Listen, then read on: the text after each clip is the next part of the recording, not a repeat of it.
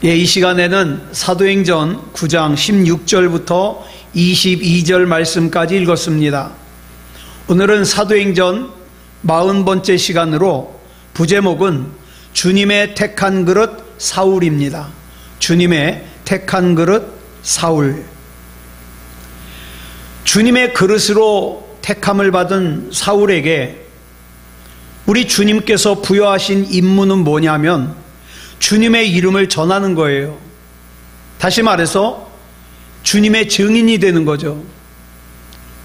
거기까지는 좋아요. 근데 그 임무를 감당하기 위해서 뭐라고 말씀하시냐? 고난을 받아야 된대요. 고난. 여러분, 본문 16절에서 우리말 고난받다로 번역된 헬라어가 파스코예요. 근데 이 파스코가 능동태입니다. 이 말은 사울이 받은 고난은 어쩔 수 없어서 자기 의지와 상관없이 고난을 받은 것이 아니라 능동태잖아요. 자발적으로 주님의 이름을 고난을 당한 거라는 뜻이에요. 그러면 여기서 우리는 중요한 질문을 하나 하게 됩니다. 그 질문이 뭐냐? 예수님께서 사울을 당신의 이름을 위한 고난받는 그릇으로 택하신 이유가 뭐냐는 거예요. 예? 예수님께서는 분명히 살아계신데, 그리고 사랑의 주님이신데, 그리고 지금 사울이 예수님의 종이 되길 원하는데, 그러면 당신의 종으로 사는 사람을 우리가 상식적으로 어떻게 생각합니까? 더 안전하게 지켜주시고 더 편하게 해주시고 더 영화롭게 해주시는 게 당연하지 않아요? 하는 일마다 잘 되게 하고. 그런데 왜 예수님 만나고 변한 사울로 하여금 당신의 이름을 위한 고난받는 그릇이 되게 하셨을까요? 그것도 어쩔 수 없는 상황에서 어쩌다 한두 번씩 당하는 고난이 고난이라면 그럴 수도 있어요. 근데 그게 아니라 일평생 주님을 위하여 자발적으로 고난을 받는 삶을 살게 하셨을까?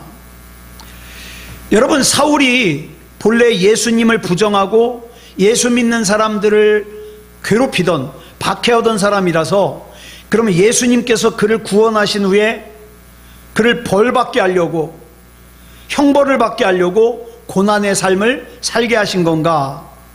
여러분, 이걸 사울의 입장에서 한번 생각해 보자고요. 앞에서 밝힌 바와 같이 사울이 당한 고난은 자발적으로 당하는 고난이에요. 자, 여기서 자발적으로 당하는 고난이라는 것은 무슨 뜻을 내포하고 있느냐? 사울이 원치 않으면 그 고난을 안 당할 수도 있다는 뜻이에요. 그런데도 사울이 그 고난을 피하질 않아요. 감당해요. 그렇다면 우린 여기서 생각해 봐야 될 것이 뭐냐? 사울이 그 고난을 당하면서까지 지켜야 될 뭔가 굉장히 중요한 게 있지 않겠습니까? 여러분, 사울은 바보가 아니에요. 아무 뜻도 모르고 그냥 고난 당하는 사람이 아니에요. 바보가 아니에요. 당시 최고로 똑똑한 사람들이어야 들어가서 배울 수 있는 가말리엘이라고 하는 당대 최고의 율법 선생의 밑에서 공부한 사람이에요. 아주 똑똑한 사람이에요. 그런데 그렇게 똑똑한 사람이 주님을 위하여 고난을 당한다, 그것도 자발적으로 고난을 당한다? 의미 없는 것이었다면 절대로 주님을 위한 고난 당하지 않죠. 뭔가 중요한 게 있으니까. 그런데 본문 이후에 이 사울은 주님의 이름을 위하여 자발적으로 고난받는 그릇이 되었어요. 그렇다면 사울이 고난을 당하면서까지 지키고자 했던 그 중요한 게 뭐냐 이 말이에요. 그건 바로 주님의 사랑과 생명이었습니다. 자기를 죄와 사망에서 구원해 주신 주님께서 자기같이 흉측한 죄인에게 부어주신 영원한 생명, 그걸 생각하면 자기가 당하는 이 고난은 아무것도 아니었다는 거죠. 그래서 사도 바울은 자기가 이제 예루살렘으로 가면 죽게 될 거라는 걸 알아요. 왜? 성령님이 알려주셨어요. 이번에 예루살렘으로 가면 죽게 될 거다 알려주셨어요. 그 사실을 알게 된 사울이 마지막으로, 나는 이제 가면 죽으니까, 순교당하니까 마지막으로 자기가 전도했던 사람들, 자, 에베소 교회의 장로들, 지도자들을 밀레도로 불러요. 그리고 이제 유언과도 같이 당부했던 말이 사도행전 20장 22절로 24절에 나와요. 같이 읽겠습니다. 시작. 보라, 이제 나는 성령에 매여 예루살렘으로 가는데 거기서 무슨 일을 당할는지 알지 못하노라. 오직 성령이 각 성에서 내게 증언하여 결박과 환난이 나를 기다린다 하시나, 내가 달려갈 길과 주 예수께 받은 사명 곧 하나님의 은혜의 복음을 증언하는 일을 마치려 하면은 나의 생명조차 조금도 귀한 것으로 여기지 아니하노라. 주님께서 사울을 주님의 이름을 위하여 고난받는 그릇으로 택하신 것은 한때 예수님을 부정하고 예수 믿는 사람들을 괴롭혔던 사울을 갖다가 형벌을 주려고 그런 게 아니죠. 오히려 사울에 대한 주님의 깊은 사랑과 신뢰 때문이에요. 사울에게 있어서 이보다 더 큰 영광이 없죠. 주님께서 나를 믿고 나에게 이 중요한 사명을 맡겨주시니까. 그렇지만 우리 한번 인간적으로 생각해 보자고요. 아무리 그렇다고 하더라도 주님께서 한 인간의 일평생을 고난받는 그릇으로만 사용하신다? 이거는 사울 당사자에게는 너무나도 가혹한 거 아니에요? 자, 그런데요, 그렇게만 해석할 것이 아니라, 자, 본문 16절에 고난받다를, 이 고난받다로 사용된 이 파스코라는 단어가 또 무슨 뜻으로도 해석이 되냐? 영향받다라는 뜻으로도 해석이 돼요. 따라서 주님께서 사울을 가리켜 이렇게 말씀하시죠. 그가 내 이름을 위하여 얼마나 고난을 받아야 할 것을 내가 그에게 보이리라. 이 말씀은 또다시 이렇게 해석할 수 있어요. 그가 내 이름을 위하여 얼마나 영향을 받아야 할 것을 내가 그에게 보이리라. 이런 뜻도 돼요. 너무나도 당연한 일 아니겠습니까? 이 세상에서 주님의 사랑과 생명보다 더 귀한 것이 없음을 깨닫고 주님을 위해서, 주님의 이름을 위해서 고난받기를 마다하지 않는 그 사람 사울은 다른 사람들보다 주님의 영향을 더 받을 수밖에 없죠. 또한 그가 고난을 받으면 받을수록 그에 대한 주님의 영향력은 더 크죠.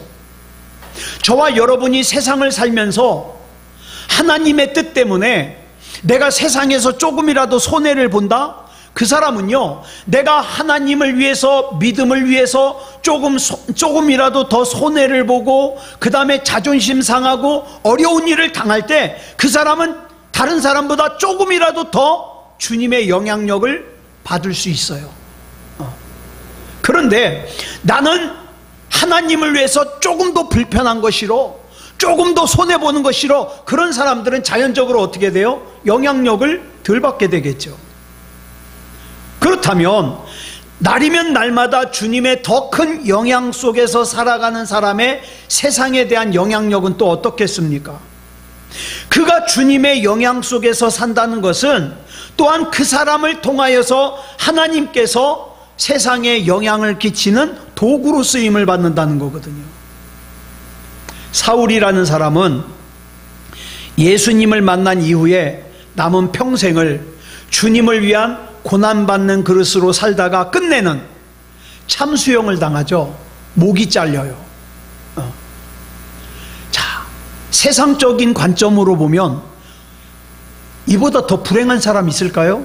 세상에 남겨놓은 게 없는데.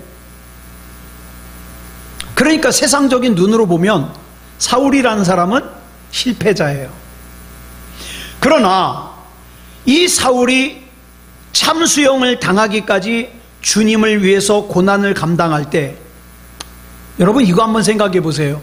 그 사울과 예수님의 관계가 얼마나 깊어졌을까요? 제가 겪어보니까 그래요. 신앙 때문에 그 다음에 하나님 앞에 믿음을 지키기 위해서 손해를 보고 어려움을 당하잖아요. 그 과정 속에서 하나님과의 관계가 좀 더 가까워져요. 그럴 수밖에 없어요. 그래서 이 사울에 대한 주님의 영향력이 얼마나 컸으면 그가 주님을 위해서 참수형 당하는 것까지 마다하지 않았겠습니까? 그 결과 그는 이 세상에서 가장 영향력 있는 그리스도인이 될 수 있었습니다. 그렇다면 이제 저와 여러분에게 질문을 해야 되죠. 나는 주님을 위해서 어디까지 감당할 수 있을까? 나는 주님을 위해서 어디까지 손해볼 수 있을까? 나는 주님을 위해서 어디까지 불편할 수 있을까? 바로 그게 우리의 신앙의 현 주소거든요. 그래서 이 사실을 깨달은 사울은 주님을 위해서 참수형을 당하기 직전에 로마의 감옥에서, 빌립보라는 곳의 감옥에서 편지를 써요. 그게 빌립보서 아니에요? 그 빌립보서 가운데 계속 이렇게 얘기를 하는 거예요. 빌립보서 2장 18절에 보면 뭐라 그랬어요? 시작. 이와 같이 너희도 기뻐하고 나와 함께 기뻐하라. 아니, 감옥에 갇혀 있는데 뭐가 기뻐요? 주님과 관계가 깊어지니까 기뻐요. 빌립보서 3장 1절에 보니까 뭐라 그랬어요? 시작. 나의 형제들아 주 안에서 기뻐하라. 빌립보서 4장 4절에서는 이렇게 말했어요. 시작. 주 안에서 항상 기뻐하라. 내가 다시 말하노니 기뻐하라. 예전에 제가 신문에서 읽었는데 서울역에서, 지금은 그런 사람들 없어요. 저 어렸을 때만 해도 서울역에 가보면은 기차가 오면은 거기 무거운 짐을 들고 내리는 사람들이 많았잖아요. 그러면 거기서 지게 가지고 기다리고 있다가 그 짐을 갖다가 옮겨주고 돈 얼마씩 받는 사람들이 있었어요.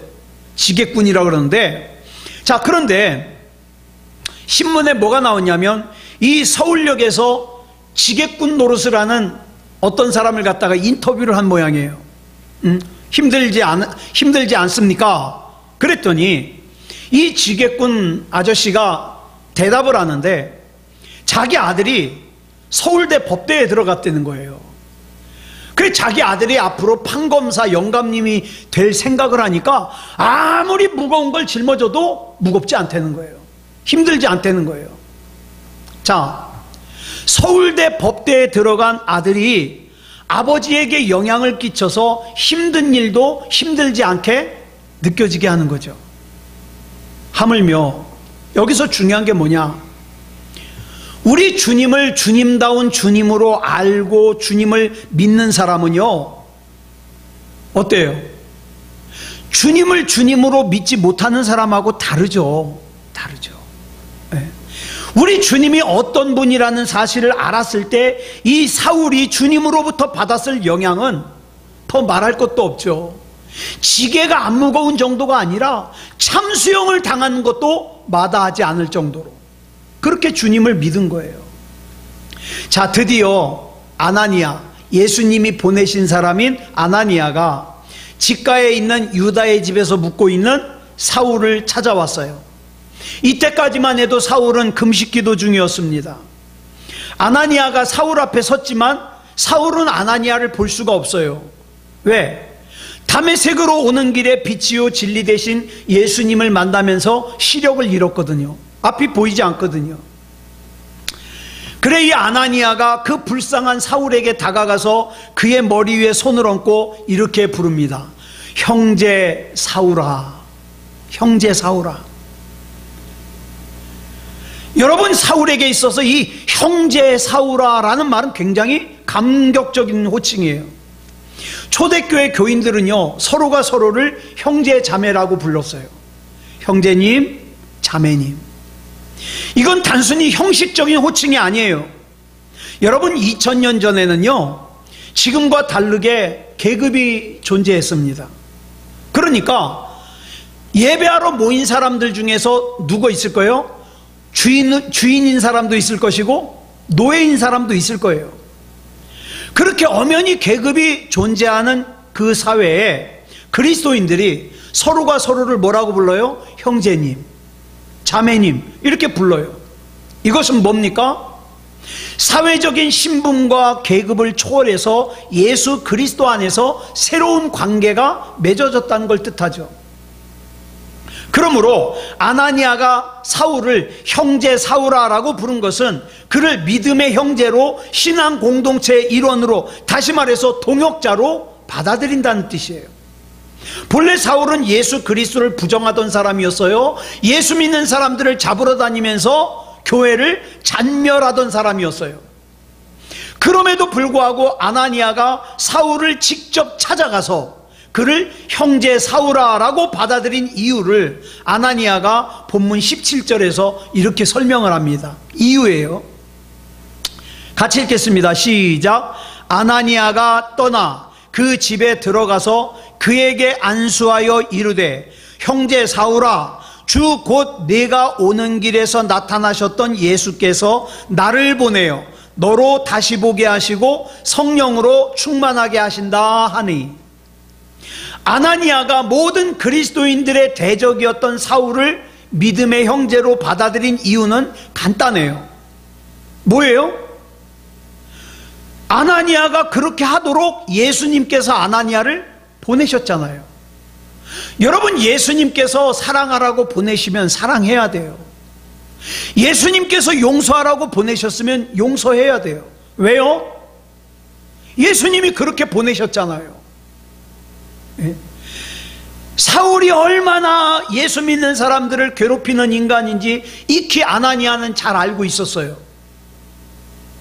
그런데 예수님이 아나니아에게 뭐라 그래요? 그 치과라는 거리에 가면 유다라는 사람의 집이 있는데 거기서 사울이라는 사람이 있는데 너 가서 안수해줘라. 아이, 예수님 그 사람이 누군지 몰라서 하시는 말씀이에요? 예수 믿는 사람들을 얼마나 괴롭힌대요. 여기 온 것도 예수 믿는 사람들 붙잡으러 왔어요. 저 못 가요. 이렇게 대답했어요. 그러나 예수님께서 이 아나니아에게 아니다, 사울은 세상의 모든 사람에게 나의 이름을 전하기 위해서 택한 나의 그릇이다, 이렇게 말씀하셨을 때 아나니아는 자기의 생각, 자기의 판단, 자기의 결정을 다 거두고 어떻게 합니까? 갑니다. 사울에게. 이게 예수 믿는 사람이에요.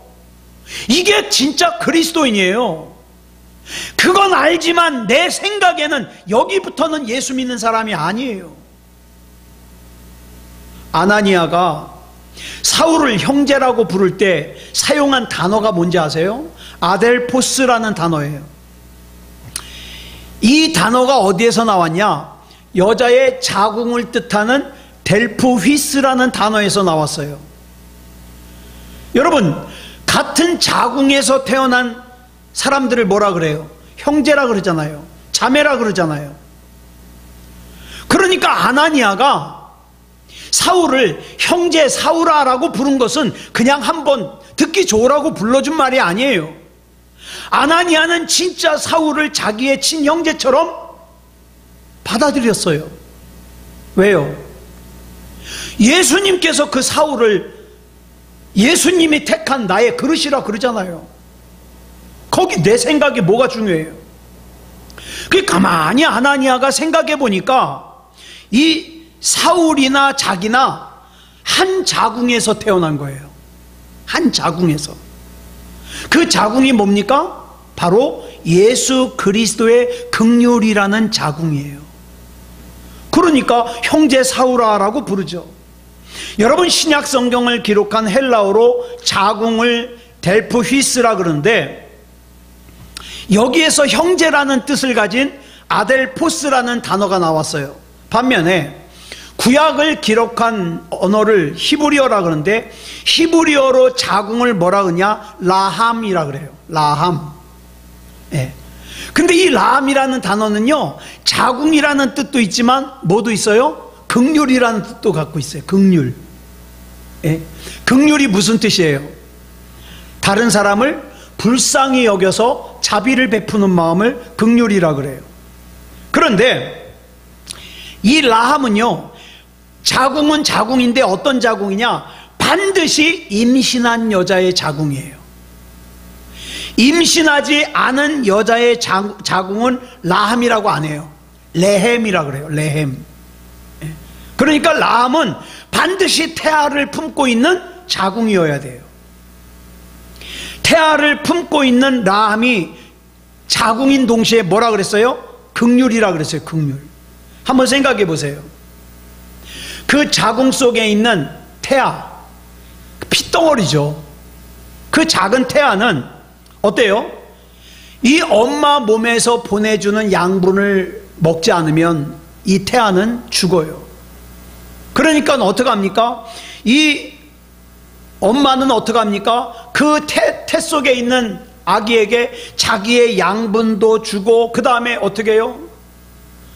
제가 예전에 참 감동적인 걸 봤는데, 그러니까 임산부가 지나가다가 공이 날라오니까, 우리는 흔히 공이 날라오면 얼굴을 가리잖아요.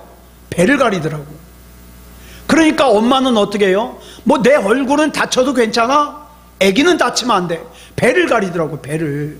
예. 그러니까 이 태아를 감싸고 있는 엄마는, 이 자궁은 어때요? 그 아기를 갖다가 보호하기 위해서 잠시도 쉬질 않아요. 이게 긍휼이에요.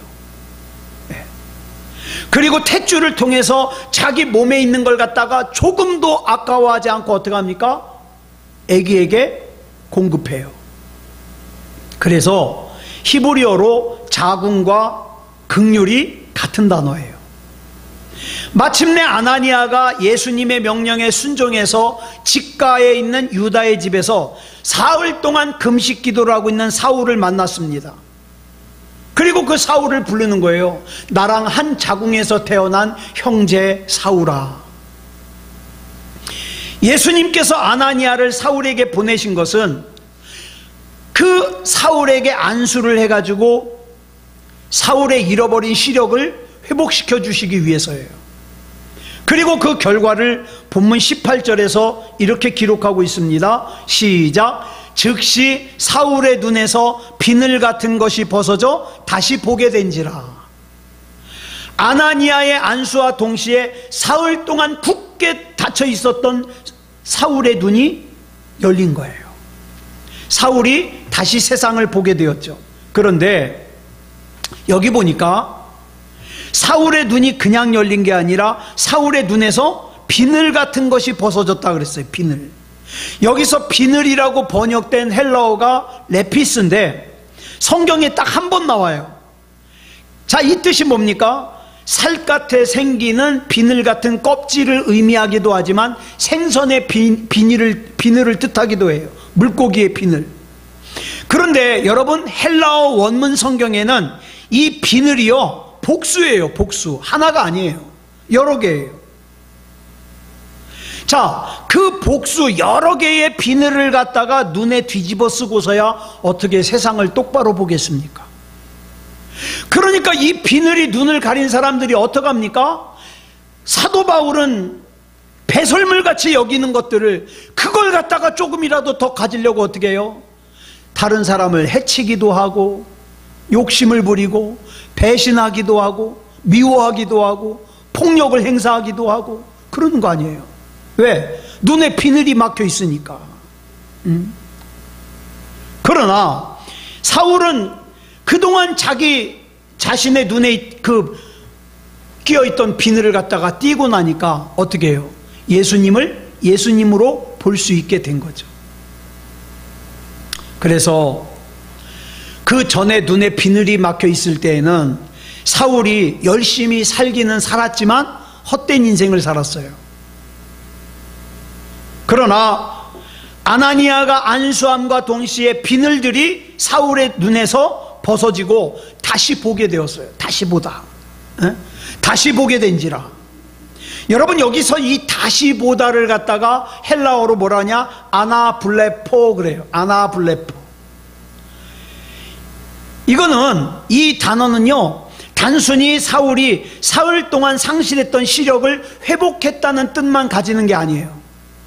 아나블레포는요, 보다라는 뜻의 동사 블레포 앞에 접두사 아나가 붙어 있어요. 아나는요, 다시라는 뜻도 있지만 또 무슨 뜻도 있냐? 위로라는 뜻도 있어요. 위로. 그러니까 아나블레포는요, 다시 보다라는 뜻도 있지만 또 무슨 뜻도 있어요? 위를 보다라는 뜻이 있어요. 위를 보다. 즉 아나니아가 안수함과 동시에 사울의 눈에서 비늘 같은 것들이 벗겨지고 사울의 시력이 회복된 후에 사울은 위를 보기 시작한 거예요. 위가 보이는 거예요. 자, 그러면 이때 사울이 비늘이 벗겨진 눈으로 위를 우러러 보았을 때 본 것이 뭐겠습니까? 본문 19절로 20절을 보면 사울이 음식을 먹고 몸이 회복되자마자 회당으로 달려가서 증거한 말이 뭐냐? 예수가 하나님의 아들이라는 사실이에요. 그러니까 이 비늘이 벗겨지자마자 이 사울이 본 건 뭡니까? 예수가 하나님의 아들, 예수님이 하나님의 보좌 옆에 앉으신 걸 보게 된 거죠. 그러니까 먹을 걸 먹자마자 어떻게 합니까? 회당으로 달려가서 예수가 하나님의 아들이라는 사실을 증거하는 거예요. 눈에서 비늘이 벗겨지고 나서야 비로소 자기가 부정했던 그 예수님께서 하나님의 아들이심을 확실하게 볼 수 있었습니다. 이런 관점에서 오늘 이 본문의 순간이야말로 사울의 인생에서 무엇과도 바꿀 수 없는 몹시 중요한 소중한 그런 순간이라고 할 수 있어요. 사울이 비늘이 벗겨진 눈으로 길이요 진리요 생명 되신 예수님을 보기 시작하면서 그의 인생은 우리가 잘 알고 있는 사도 바울의 인생을 살 수 있었어요. 여러분, 요즘도 많은 사람들이 자기는 하나님을 믿는다고 하면서 자기는 하나님의 자녀라고 하면서 어떻게 해요? 여전히 두 눈이 비늘에 가려진 상태로 세상에 썩어질 것을 하나님보다 더 사랑하는 사람들이 얼마나 많은지 몰라요. 그렇지만 저와 여러분이 교회 안에서 내 눈에서 비늘이 벗겨졌다면 그 비늘이 벗겨진 눈은 어디 가서도 벗겨져야 돼요? 세상에 나가서도 벗겨진 눈이어야 돼요. 교회에서는 비늘이 벗겨졌다가 세상에 나가서는 다시 비늘이 껴지고 그러면 안 되잖아요. 네. 세상에 나가서도 비늘이 벗겨진 눈으로 세상을 볼 수 있어야 됩니다. 그 다음 본문 19절 보겠습니다. 줄친 것만 시작. 음식을 먹음에 강건하여지니라. 이 짧은 문장은요, 먹다라는 단어와 강건해지다라는 이 두 단어로 이루어져 있어요. 중요한 것은 헬라어 원문에서 사용된 이 두 단어는요, 일상적인 생활에서는 잘 사용하지 않는 단어예요.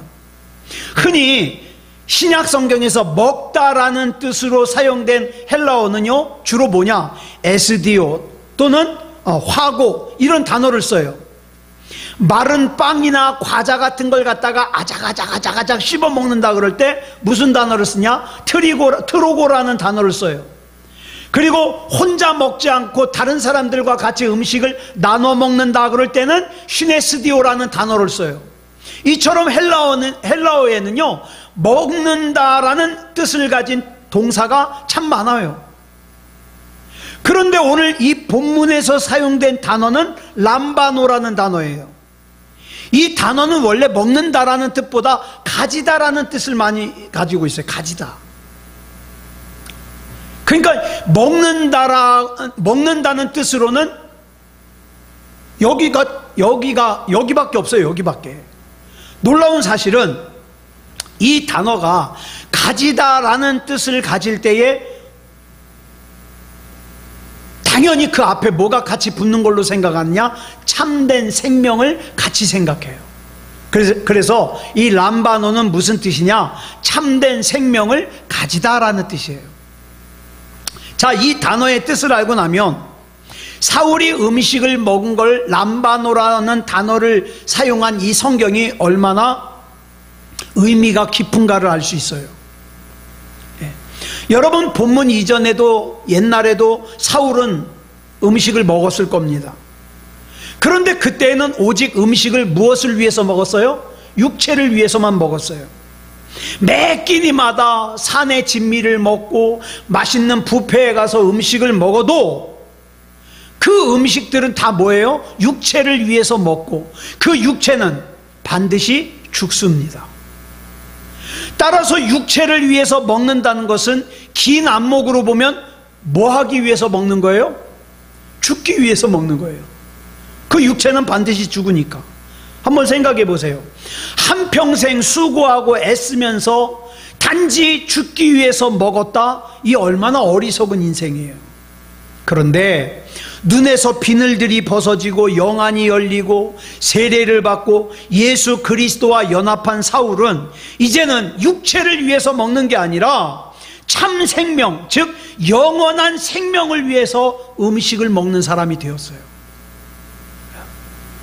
이제 더 이상 죽기 위해서가 아니라 참되고 영원한 생명의 삶을 살기 위해서 음식을 먹어요. 예전에 육체만을 위해서 먹었던 사울의 육체가 단지 죽음만을 향해서 달려가던 그런 고깃덩어리에 불과했다면 이제는 이 사울의 육체는 뭘 담고 있습니까? 예수 그리스도의 생명을 담고 있습니다. 예. 그 다음에 생명의 통로가 되었습니다. 얼마나 의미가 달라졌어요. 또 강건해지다라는 의미의 헬라어로 휘기아이노라는 단어를 썼는데,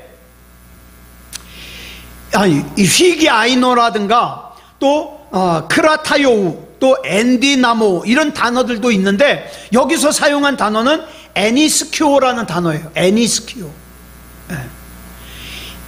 이 단어를 직역하면 무슨 뜻이냐? 힘 안에 과하다라는 뜻이에요. 자, 그러면 이 단어가 다른 곳에서 언제 사용되었느냐? 예수님께서 겟세마네 동산에서 앞으로 십자가 질 일을 생각하니까 너무 걱정스러워요. 그거 아파서 어떻게 지지? 그거 힘들어서 어떻게 지지? 그거 수치스러워서 어떻게 지지? 막 너무 힘든 거예요. 자, 그래서 기도하잖아요. 아버지, 그 잔을 내게서 옮겨주시옵소서. 아주 처절하게 기도해요. 그럴 때 있었던 일이 누가복음 22장 43절에 나오거든요. 같이 읽겠습니다. 시작. 천사가 하늘로부터 예수께 나타나 힘을 더하더라. 여기서 사용된 단어가 바로 에니스키오예요. 위로부터 내려오는 하나님의 힘이 예수님 안에 거하도록 누가 돕는다? 천사가 돕는다. 그 하나님의 힘입어서 어떻게 해요? 예수님께서 십자가를 지셨으면 두말할 필요도 없죠. 자, 이처럼 오늘 본문에서 사울이 강건해졌다는 것은 자기 속에 주어진 참 생명을 위해 먹고 마신 사울은 이제 더 이상 자기의 힘이 아니라 위로부터 주어지는 하나님의 힘을 힘입어 살아가는 사람이 되었다는 뜻이에요. 사랑하는 여러분, 저와 여러분은 하나님의 힘을 힘입어 살아가야 됩니다. 내 자신의 힘만으로 감당하는 일은 너무 한계가 있어요. 내 힘만 믿고 살아갈 때는 어떻습니까? 그 한계를 갖다가 뛰어넘을 때는 어떻게 해요? 어디다 도움을 구할 데도 없고 방법도 없고 무섭고 두렵고 힘들고 그렇잖아요. 그런데 하나님의 힘을 공급받는 사람은 달라요. 하나님의 힘. 자, 근데 자 보세요. 하나님으로부터 공급되는 힘을 받고 살게 되었다. 그러면 사울은 본문 이후로 육체적으로 건강하게 오래오래 살았다는 뜻인가? 아니요. 잘 아시다시피 그 이후로 사울은 무슨 병인지 모르지만 지병이 있어요. 지병. 어떤 사람은 간질이라고도 하고 어떤 사람은 안질이라고도 해요. 이게 얼마나 힘들었는지 고린도후서 12장 7절을 보니까 육체의 가시 또는 사탄의 사자라고 표현을 하고 있어요. 너무 아픈 거예요. 이렇게 본문 이후에 육체는 약해졌지만 위로부터 내려오는 하나님의 힘을 힘입어서 어떻게 됐어요? 건강한 사람들도 감당하지 못하는 일들을 이 사도 바울이 감당하더라. 비늘 벗은 눈으로 복음의 내용을 알게 된 사울은 그가 만났던 주님을 전하지 않고는 견딜 수가 없는 거예요. 내가 만나지 않은 하나님 만나지 않은 사람은 예배 안 드려도 아무렇지도 않아요. 그죠? 못 만나는 걸 뭐, 믿어지질 않는 걸 뭐, 어려운 일을 만나도 하나님이 생각이 잘 안 나요. 그냥 하나님 부르고 기도나 하는데 안 들어주시면 뭐 할 수 없고. 왜? 안 믿어지니까. 그런데 하나님이 믿어지는 사람은 예배가 달라요. 기도가 달라요. 왜 자꾸 나라는 사람은 하나님이 아니면 안 되는 존재라 그러냐? 저와 여러분이 살면서 많이 경험했잖아요. 그 숱한 순간에 나는 내 힘만 의지할 수가 없습니다. 하나님, 내가 믿는 하나님, 내가 사랑하는 하나님, 하나님께서 나를 책임져 주시옵소서. 그 하나님의 공급해 주시는 힘이 있어야 내가 살 수 있다 이 말이에요. 내가 살 수 있다. 그래서 이 사울이 다메섹에 있는 유대인의 회당을 찾아가 가지고 예수님이 성자 하나님이라고 막 증거하기 시작했어요. 그런데 이 사울의 열정적인 뜨거운 이 증거에 유대인들의 반응이 어때요?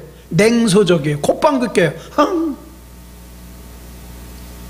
그럴 수밖에 없는 게 이 회당에 모이는 사람들이 누구예요? 유대인들이에요. 유대교는 일찍이 자기가 하나님의 아들이라고 하는 예수님을 십자가에 못 박아 죽였습니다. 그리고 예수를 믿는 사람들을 사교 집단으로 생각해요. 그리고 그들이 알고 있는 사울은 이 불법 사교 집단을 척결하는 일에 앞장섰던 아주 모범적인 유대인이었어요. 근데 그랬던 사울이 지금 자신들 앞에서 예전에 자기가 그렇게 핍박했던 예수가 진짜 하나님의 아들이라고 이렇게 막 얘기를 하고 있으니 그 유대인들이 보기에 사울은 어떤 사람이에요? 더러운 배교자죠. 네. 그러니 그들의 반응은 냉소적일 수밖에 없어요. 냉담할 수밖에 없어요. 그러나 사울은 더 힘차게 복음을 외쳤습니다. 그런데 보세요. 참 이해할 수 없어요. 사울이 힘차게 외치면 외칠수록 그 외침이 유대인들을 감동시키기는커녕 오히려 그들을 더 강팍하게 만들어요. 그래서 본문 23절을 보니까 마침내 유대인들이 사울을 죽이기로 공모합니다. 다메섹의 유대인들이 자기를 죽이려고 한다는 사실을 알게 된 사울은 다메섹을 떠나서 도망을 가야 되는데 이 유대인들이 성문을 지키고 있으니까 성문으로 도망갈 수가 없어서 캄캄한 밤에 창문으로 바구니를 달아내려가지고 그 바구니 타고서 성 밖으로 도망을 가요. 이런 수모를 겪죠.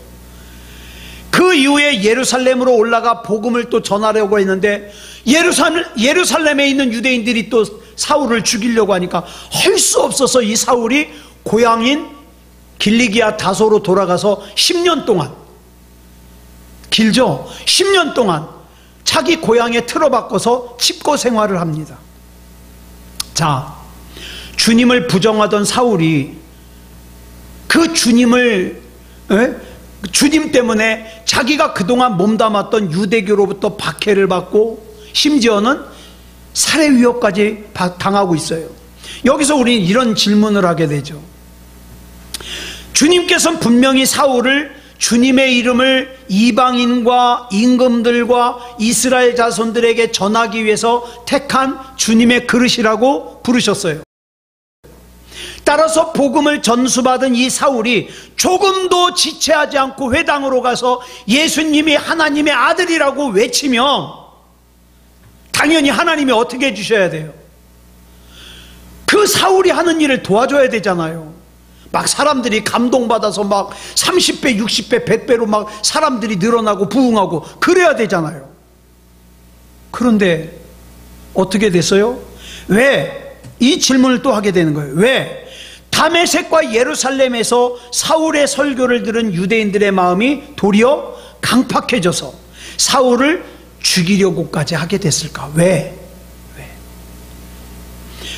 젊디 젊은 청년 사울을 고향에서 10년 동안 틀어박혀서 칩거 생활을 하게 했을까? 그 답은 간단해요. 예수님께서는 사울을 진짜 사랑하셨어요. 아직 사울은 어떻게 했어요? 예수님을 만난 지 며칠 안 됐어요. 풋 그리스도인이에요. 비록 사울이 예수님을 만났고 세례를 받았고 복음을 전수받아서 개인적으로는 구원받은 그리스도인이 되었지만, 근데 얼마 전까지만 해도 뭐 하던 사람이에요? 교회를 핍박하던 사람이에요. 아직 복음의 증인, 주님의 증인으로 살기에는 전혀 훈련이 되어지지 않았어요. 잘 들으세요. 구원은 주님께서 주시는 거기 때문에 훈련이 없어도 돼요. 그냥 주님이 구원해 주시면 돼요. 그런데 주님의 증인으로 살기 위해서는 반드시 훈련이 필요합니다. 우리 주님은 아무나 안 쓰셔요. 이것이 주님께서 아직 풋 그리스도인인 사울의 복음 전파를 허락하지 않으신 이유예요. 그래서 돌아간 사울이 어떻게 했습니까? 돌아가서 곧바로 아라비아 사막으로 들어가서 3년 동안 사막에서 우리 주님 앞에 기도하면서 주님과만 교제하면서 3년 동안 기도 생활을 하는 거예요. 자, 언뜻 보면 고향으로 돌아가서 집거 생활을 하는 이 사울이 실패자인 것처럼 보이지만 실패자가 아닙니다. 저는 이 말을 참 좋아합니다. 하나님은 여전히 일하고 계신다. 나는 실패자라고 생각되지만 하나님은 여전히 일하고 계십니다. 그렇기 때문에 나는 하나님의 뜻이 옳고 하나님의 방법이 가장 좋은 방법이고 최적이라는 걸 믿고 어떻게 해요? 나는 지금 내 지금의 믿음을 하면 되는 거예요. 여러분, 오늘 그 하나님을 신뢰하시고 기도하시기 바랍니다. 원망하지 말고 불평하지 말고 마귀가 주는 마음 영향받아가지고 섭섭한 거 생각하고 싫은 거 생각하고 그러지 말고 하나님이 옳습니다. 하나님은 지금도 일하고 계심을 믿습니다. 하나님을 신뢰합니다. 그리고 하나님 앞에 믿음을 고백하고 믿음으로 순종하시기를 그리스도 예수님의 이름으로 축복합니다. 기도하겠습니다. 사랑의 아버지 하나님, 감사합니다. 하나님의 은혜 가운데 여기까지 왔습니다. 예수 믿는 사람들을 핍박하던 사울이 주님의 그릇 바울이 되기까지 하나님이 역사하셨던 것처럼 하나님께서는 지금도 일하고 계심을 믿습니다. 내 앞에 있는 어려움들이 때로는 내 숨이 탁탁 막힐 정도로 힘들게 나를 짓누르는 때가 있지만, 그러나 하나님께서 하나님의 때에 하나님의 방법으로 반드시 역사하실 걸 믿습니다.